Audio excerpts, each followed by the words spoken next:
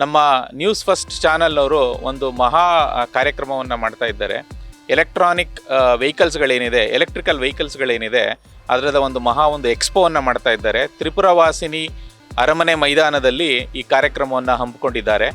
ಈ ಕಾರ್ಯಕ್ರಮದಲ್ಲಿ ಭಾಗವಹಿಸುವಂಥವರಿಗೆ ಏನು ಅನುಕೂಲಗಳಾಗುತ್ತೆ ಅಂತ ಹೇಳಿದ್ರೆ, ನೀವೇನಾದರೂ ಒಂದು ವೆಹಿಕಲ್ನ ಪರ್ಚೇಸ್ ಮಾಡೋ ಸ್ಥಿತಿನಲ್ಲಿದ್ದರೆ, ಯಾವುದೊಂದು ಟೂ ವೀಲರ್ ಆಗ್ಬೋದು, ಕಾರ್ ಆಗ್ಬೋದು, ಟ್ರಕ್ ಆಗ್ಬೋದು, ಬಸ್ ಆಗ್ಬೋದು, ನಿಮ್ಮ ರಿಕ್ವೈರ್ಮೆಂಟ್ ಏನಿದೆ ಅದಕ್ಕೆ ತಕ್ಕನಾಗಿ ಎಲೆಕ್ಟ್ರಿಕಲ್ ವೆಹಿಕಲ್ಸು ಅವೈಲಬಿಲಿಟಿ ಇರುತ್ತೆ.